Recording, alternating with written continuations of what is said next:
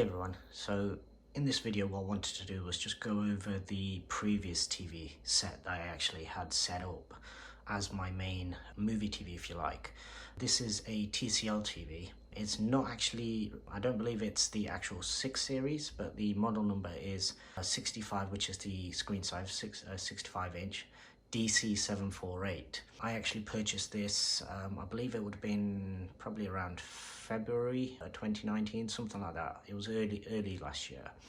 And one of the main reasons for me purchasing this was my brother actually purchased a very similar, but well, basically the same thing, but he purchased it abroad. So the TV that he actually got ended up with Android on it, whereas the one I got was TCL's own kind of built-in software, which I think they refer to as smart TV or something like that, smart TV 3.0 or something to that effect. Effectively, because I knew I was going to be using it with an Apple TV, I wasn't really too bothered about the interface and everything like that. In terms of picture quality and everything, it was relatively good. Bright room performance is really good. It gets plenty bright, colors are nice and vivid and everything. And at the time, it was literally just a cheap and cheerful kind of budget option. In terms of picture quality and everything, when I did actually look into it, I'll be completely honest, I did fall for a lot of the marketing kind of jargon that they actually put out there, and a lot of the claims that they made when I actually compared it to other models. I mean, this let's be perfectly honest, this was one of the cheapest TVs that I could find at 65 inch. I think I paid about £699 or something like that for a 65 inch TV in the UK, 4K, HDR 10. So basically it had pretty much everything, barring the actual experience of the software itself. So in terms of the TV, because like I said, I knew I was going to be using with the external devices, PS4 Pro and the Apple TV. So I didn't need to worry about the software that was on the TV. As long as the picture was good, that's all I was concerned about. And for a long time, that was good enough.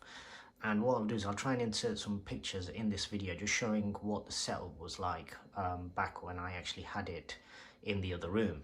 This at the moment is actually in my living room, and as you can see, if I just turn the light on, the setup is slightly different. So what I'll do is I'll just bring the brightness up a little. The TV will get blown out whilst I do this little bit, but what I'll do is I'll show you the gist of what the setup is, and then we'll go from there.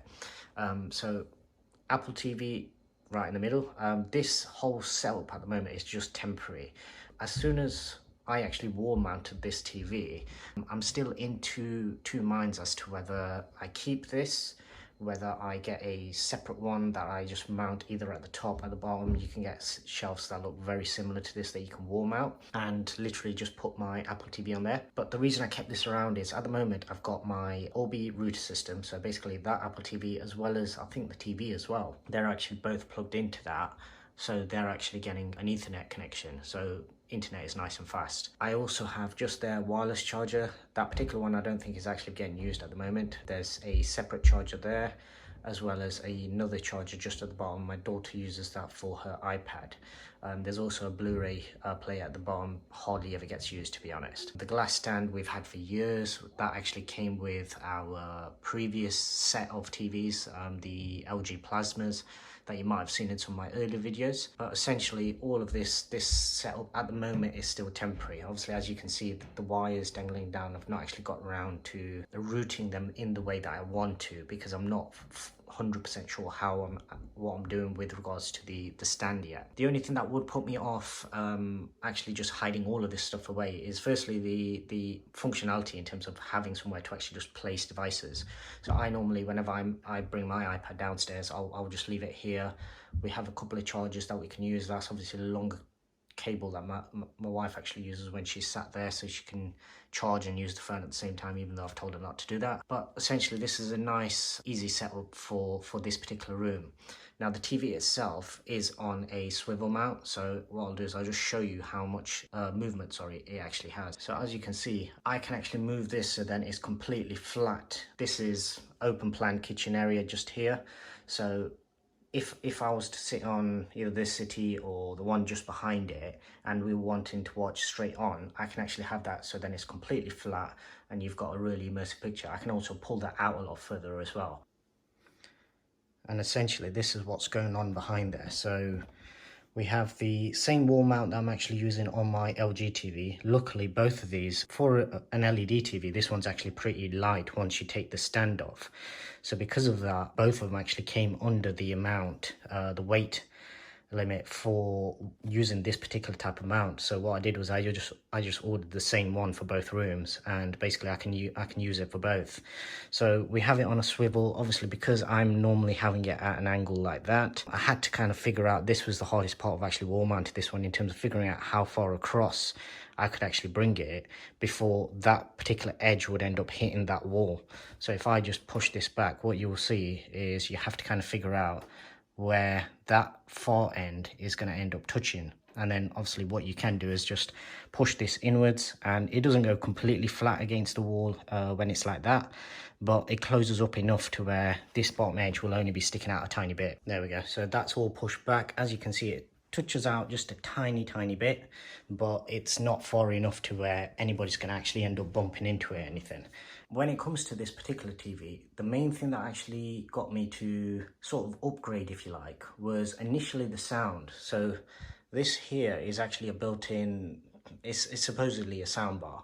And in the UK, the model I've got, it actually, just in that bottom corner there, it actually has a JBL logo on it. The one that my brother got abroad actually came with a Harman Kardon logo on it. So obviously, depending on which region you actually purchase from, you've got different types of branding associated with it. But essentially what it comes down to is, this is supposed to be a kind of built-in system, so it's an all-in-one. You don't need any external devices, and for the most part it does a pretty decent job. And in this room in particular, it actually performs a lot better than in the other room, just because this room's smaller, so the sound projection and everything, despite it being up against a corner, the sound projection is actually really good. Even though it looks like this is meant to have, on the sides it's got a little tube opening as almost like a port, like you get on a bass port. On a bass box, but nothing actually comes out of those. I've had my ear right up against it, and I can't tell anything actually coming out of those, so it is purely aesthetic. But essentially what it comes down to is, whilst the sound out of this is loud, and early on the movie experience was really good, because it was literally just, we were going from a 50-inch TV up to a 65-inch, and even at my previous address, I believe it was a Panasonic TV that we had there, and it was some sort of weird, I think it was like a 58-inch TV or something. So even between that and this was quite a big jump. And just looking at the actual design of it, obviously it is for an LED TV. It's very similar to the LG, if you like, so side on. So if you look at the profile here, side on, I mean, it is very narrow. I mean, this here is pretty much probably only 3-4 times what the LG is, but the LG is just ridiculously thin.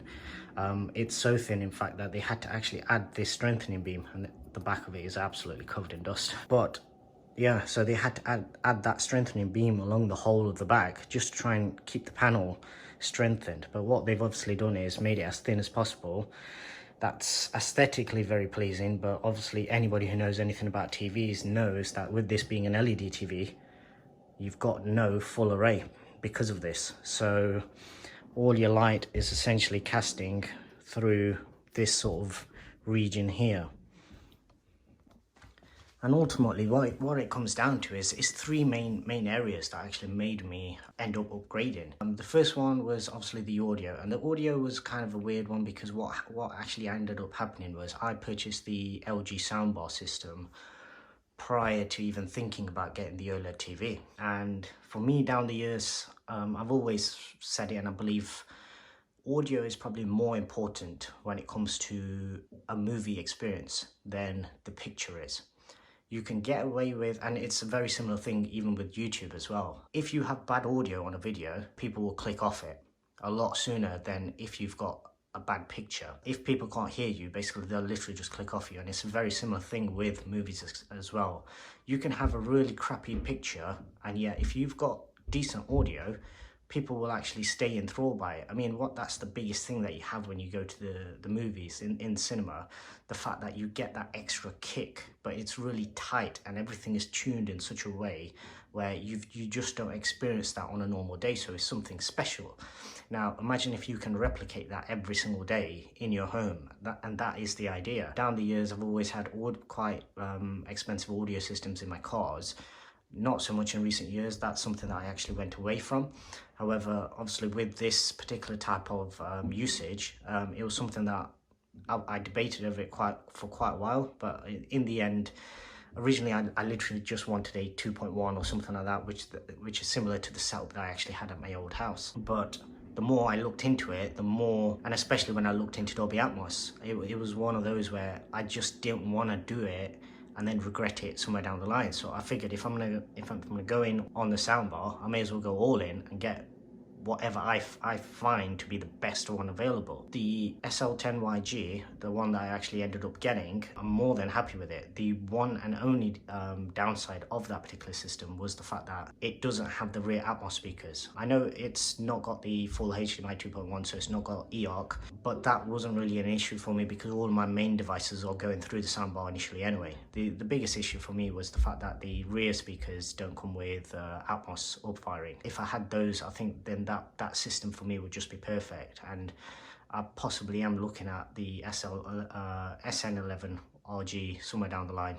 I'll think about it. But obviously, first part of this particular upgrade story, if you like, was the sound.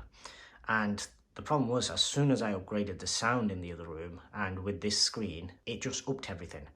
And then, like I said, in bright room performance, this TV is very good. But as you have seen from most of my videos, generally movies and even sports, the only time I would use the TV in just normal kind of bright room environment in the other room is probably just when we have people around and I've got something on, or just general gaming when my son uses it. For everything that I use it for, sports, movies, TV shows, or TV series, all those kind of things, generally it's going to be a dark room environment. And because of that, as soon as you go to a dark room, and with this being an edge-lit TV, essentially an edge-lit, even though you get your row of LEDs all down the bottom, and as you should have already seen from all the blooming tests and the previous videos that I've actually put on the channel, you get all of the blooming from the bottom end. And this particular set, the funny story is I've actually had this replaced once as well. Amazon was actually really good in the way that they dealt with it. They sent out a brand new unit to me. Originally I actually contacted TCL directly. They were happy to do a return and then offer me a credit note, but I didn't really want to have to go through the credit note, go through the hassle of dealing with the credit note and then having to wait while a new set comes out. So what I actually opted for was Amazon actually sent me out another one. I could then use the box that came in and return the original one. The second one came out, I checked it, and it had exactly the same issue. So in really dark scenes, when you have a bright object up there, for example, you'd get these almost like 8 or 10 really obvious blooming areas. And in movies in particular, anywhere where you had letterbox bars, it was really distracting. And the problem was for me, as soon as I'd seen it for the first time, after that I could never unsee it. So the picture was the second, the dark room view was the second issue. And then the third issue came, which was kind of the final straw, which was it's only a 60 hertz panel.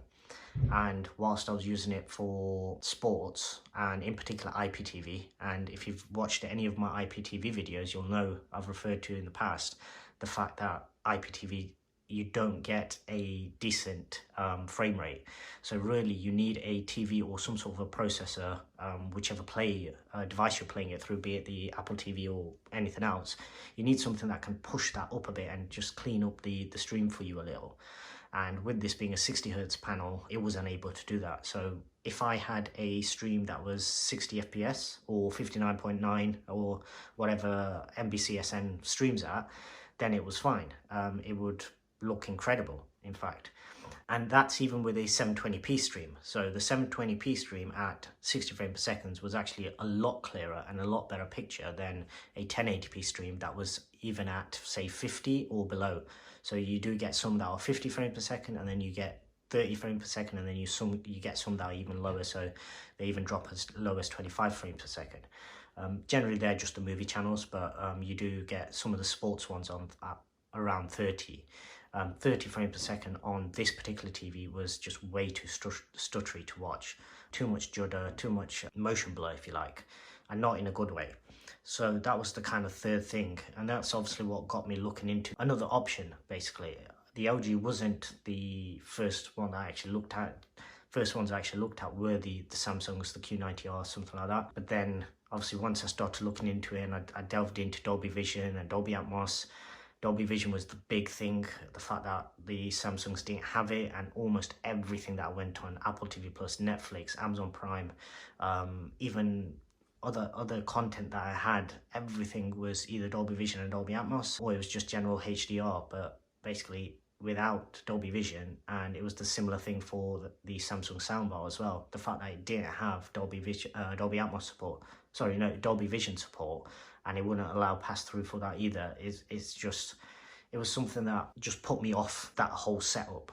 And then obviously the final thing was, I've made a separate video on the LG anyway, explaining the main reasons for that. But this video, I want to just try and concentrate on this one. So having said all of those bad points, it's still not a bad TV by any means. I mean, this is, it does what it was meant to do. It is a cheap and cheerful TV. I mean, now that it's in this room, it's being used by the kids, they absolutely love it. They've got a massive TV on the wall. If we want to, we can turn it and have it, so then you've got a nice straight on movie experience, and for all the other time, you just push it back into the corner. It's nicely tucked away. Probably too big for this room, but rather than having this up in the bedroom where it wouldn't get any use, because since we've had the new setup in the other room, since I've had the setup in the other room, I've hardly used the one that's upstairs anymore. So I'm actually thinking about giving that one away.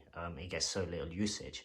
So just to be able to get some use out of it, that's why I ended up fitting it here. And obviously with it wall mounted, it does give quite a lot of flexibility to it as well. But ultimately, it does what it was probably produced to do. It's in a sort of tier of TVs where it gives you good enough TV picture to justify the price tag for let's just call it £700 in the UK.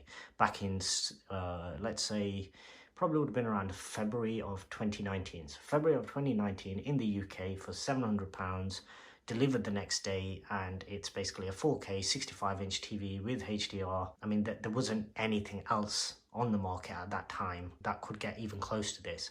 And having said all of that, the picture itself is really good in terms of customization and the settings. So it does actually come with two separate remotes. I prefer to use the smaller remote. I've got it wrapped up at the moment because basically it's had that little usage. I was using the smartphone app for a little while, but as you'll see in a second, so if I've just hit the menu button now, and it's only just popped up, and if we scroll through this, as you can see, it's not the most responsive. There's a little lag on there.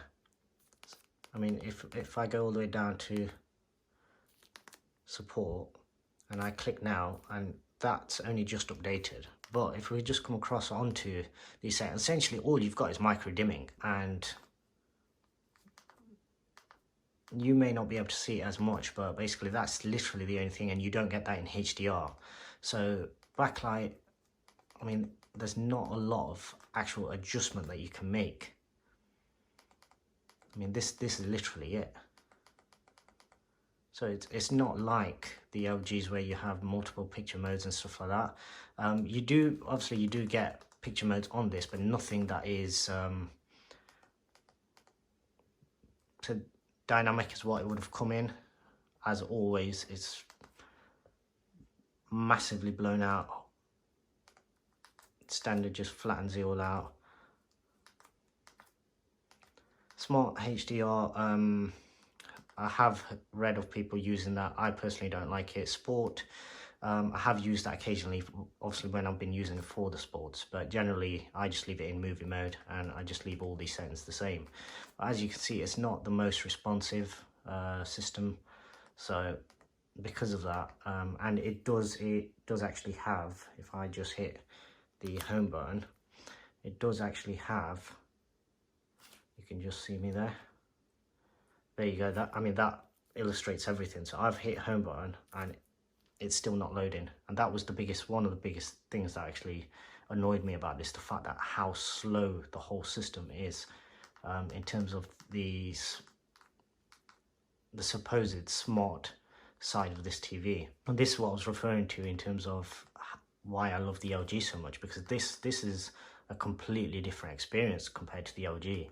This is like using Windows 95 compared to Windows 10. That's how slow and laggy this is. I mean, I don't even bother using this anymore.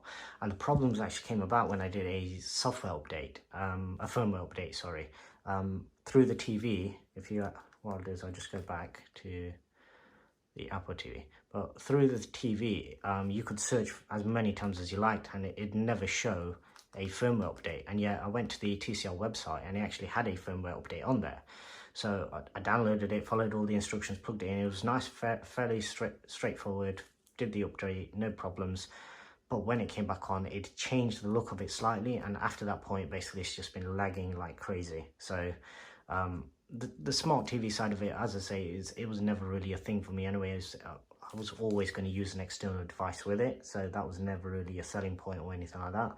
But obviously, if it had been better, you might have thought about using it. But as it is, obviously, it's just a moot point, because everything is done through the Apple TV. As you will have seen in my recent video on the Apple TV, just an overview on how this actually interacts on a screen this size, with the thin bezels that you have, and obviously minimal bottom chin as well because of that particular soundbar. So it does look good, and it performs reasonably well in terms of picture performance, playback, everything like that, for everything apart from the very best movies. And that's obviously what the other TV is actually reserved for. That's reserved for TV shows that are special, and I want to actually sit down and watch them with Dolby Vision, Dolby Atmos, and have the right sort of lighting set for the room. So obviously a much darker room, whereas this is, if you just want to put something on quickly, watch it with the kids or something like that, just have everybody in the same room.